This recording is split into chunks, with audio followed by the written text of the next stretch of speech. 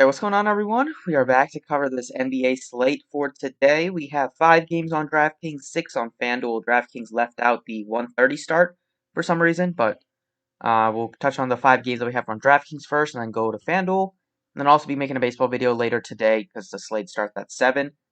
So let's get started. I appreciate if you hit the like on the video and subscribe if you have not already. You can hit the bell icon if you want to get notified and follow on Twitter for updates at the DFS process there. So, starting off here at point guard, we have LeBron James, 10-7 against Utah. He's probable for this game. The Lakers looked pretty bad against Toronto the last game. LeBron was decent, but Davis didn't play well, and they ended up losing that game by 15. I think they'll bounce back against the Utah team that hasn't been looking very good so far. Especially the last game, Utah looked pretty terrible against the Thunder. The point guards that I'm really looking at are like Ja Morant. I think looked great at 7,300. The Grizzlies lost once again yesterday. Close game. Dylan Brooks fouling DeMar DeRozan with 1 second left did not help. But Ja Morant did his best to make that comeback in the fourth. He played great. He was 1 rebound and 1 assist shy of a triple double. I think he looks very good today at 7,300. You also have Dennis Schroeder. I think he would be appealing, but there's Shea Gilgeous-Alexander at $6,000 on DraftKings, which makes no sense.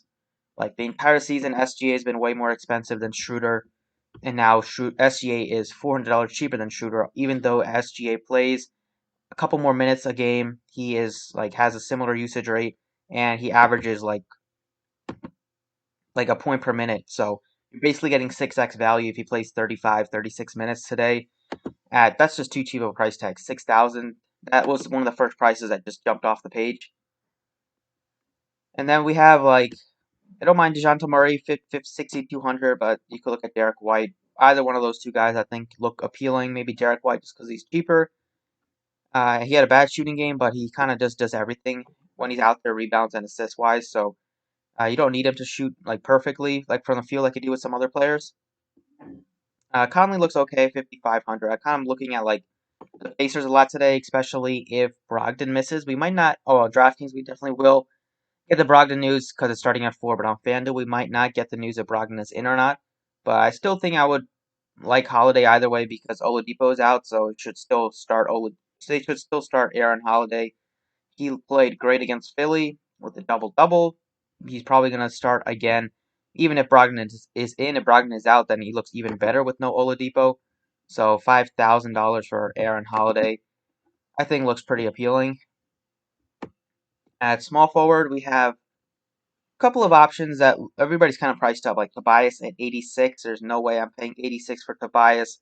Rather go to Ben Simmons. I'd rather go down to DeMar DeRozan, although not sure if I want to pay for anybody in that 8K range. Other guys that look appealing, I could say like Troy Brown Jr. at just 5,200. Looks fine. It's a good matchup against the Pacers with all the injuries. Not a good matchup, but I mean the Wizards are pretty depleted, so he's gonna play. If he gets so much ownership because of his game that he had yesterday, then you can just not play him because he's so much of a volatile player that yes, he almost had a triple double game last game, but then 2 games ago he did nothing from the peripheral standpoint, so you don't really know what you're going to get out of him on a daily basis, but I think he looks decent. And then go a little bit cheaper, the other Holiday on the Pacers. Justin Holiday is 3,700. He played 37.5 minutes against Philly, just 209 shooting. Probably going to have to play a good amount of minutes. He could be a decent value play, but he's not the best point per minute guy. So the guy that I'm looking at is probably going to be TJ Warren, I think, at 7,400. It's a great matchup against Washington. He took 29 shots, was amazing against Philly. He's going to play a lot again today, especially if with Oladipo out, it's going to even be more usage for him. And without Sabonis, like I mentioned on the last video, he's probably going to shift to power forward, which he did. Didn't really affect his rebounds, only had 4 rebounds, but it should affect more of his rebounds going forward and give him more of a ceiling and more of a higher floor. So Warren at 7,400, normally I wouldn't be too excited about paying that much for him, but small forward is pretty weak of a position. I would still probably pay 74 for Warren than I would for 81 for Ingram or 86 for Tobias. So I think Warren still looks pretty good at that price point for sure. At power forward, we have Davis below $10,000. That's another position that doesn't look super appealing besides Davis at the top. We don't know how many minutes Zion's going to play. If they happen to take him off the limit, then because this game is super important against Memphis, then you could look to him. But 78 is also not. We're not getting a bargain. That's kind of where it should be. Now for cheap plays, the Thunder might. I mean, the Nuggets might be depleted with injuries again. So you could look at like Porter or Grant, although they did price up both of them. Or they priced up Porter. I think Grant was similarly priced. But I would probably just go up to Davis. I think he might be the guy that I want to pay up for on this slate. He's 9,800. People that just look at box scores and saw that he just took 7 shots and hasn't had like a 50 fantasy point game so far. The first 2 games, I think might not want to play him. But I'd go right back to him. They just looked flat against the Raptors. It's a different matchup. It's a different scenario. He's going to be guarded by like Royce O'Neal at times, just because they start like McGee at the 5. So it's going to be a good spot for him. And then for the times that he is matched up against Gobert, he's going to be able to pull him away from the basket when he takes his like long twos. It's not a terrible matchup. And Davis 9,800. We could also see him have a big game with the blocks, just because the Jazz have like Clarkson and Donovan Mitchell that like to drive into the lane. At center, we have Embiid at 10-3. Had an amazing performance. Hats off to Embiid for that performance against the Pacers. Too bad it ended up in a loss, but he looked great. Then you have $900 discount for Nikola Jokic, 9,400. I think the Joker still looks good today. You also have some cheap centers. This position is pretty loaded. We have Miles Turner at 6,100. I like that a lot. I mentioned in the last video that I was going to be hesitant to play him against Philly because of the foul trouble risk, and he was going to be super popular. Ended up getting into foul trouble and ended up hurting a lot of people. So today is one of those days where I will go back to him because it's not much of a risk in terms of foul trouble against a guy like Thomas Bryant. Should be able to get the rebounds and will definitely benefit without Sabonis out there. And if he's not in foul trouble, we'll be able to get you like 33, 34 minutes today. So definitely like Miles Turner. And then the other guy that I like at center is Steven Adams. Is only 5,400. Love the price tag on Adams. You're getting a great bargain for a guy that on the season averages well over a point per minute. Played 27 minutes against the Jazz, but that game was just ended basically in like the third quarter, so he didn't really see fourth quarter run. I could normally expect him to play like 30. Like they also have Nerlens Noel to back him up, but usually they do like a 30. I could see like a 30-18 split or something like that.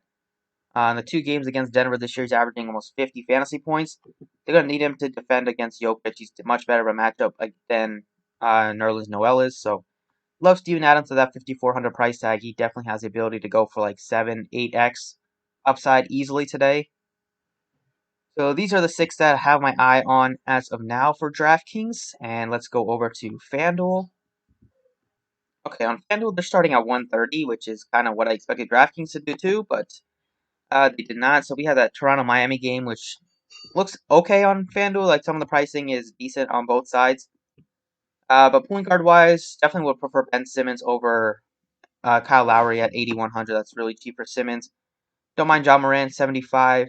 And then with Brogdon questionable, he didn't go through the walkthrough, so there's a chance he might not play.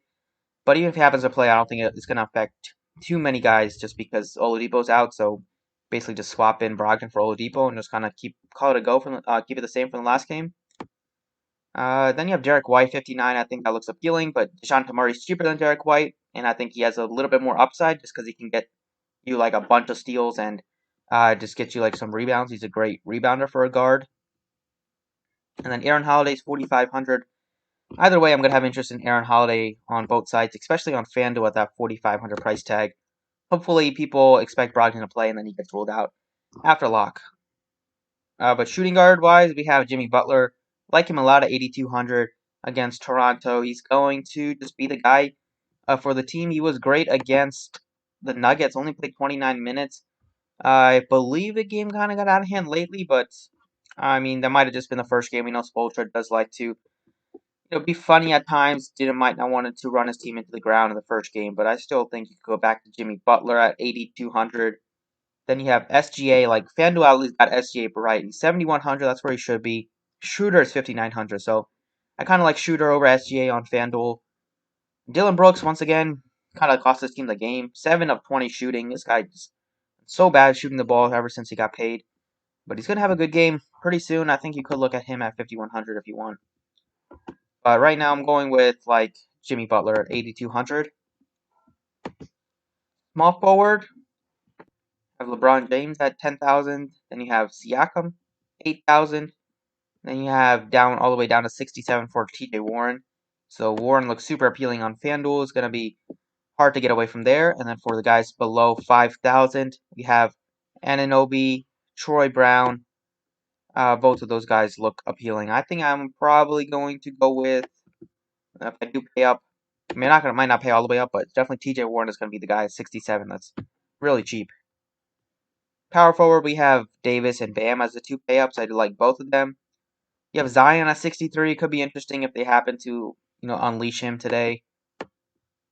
And for more value, you have like the Nuggets have all three of Millsap, Grant, and Porter healthy, so they kind of split some of the minutes. But with all the other injuries, you could see one of them go off. But it's going to be kind of a guessing game. I think I'm probably just going to feel comfortable paying back up for Anthony Davis at 96 at power forward. And then center-wise, I like Embiid. I like Jokic as the two pay-ups, but they also have a lot of value at this position with Miles Turner, Thomas Bryant, and Steven Adams. I would kind of rank it based on that price tag, how they are. I like Turner the most, then Adams, and Bryant. But Turner 65 with the block upside that he presents in this matchup just looks great. So those are the guys that I like over on FanDuel. So thank you guys for watching. I hopefully you guys enjoyed the video, and good luck today.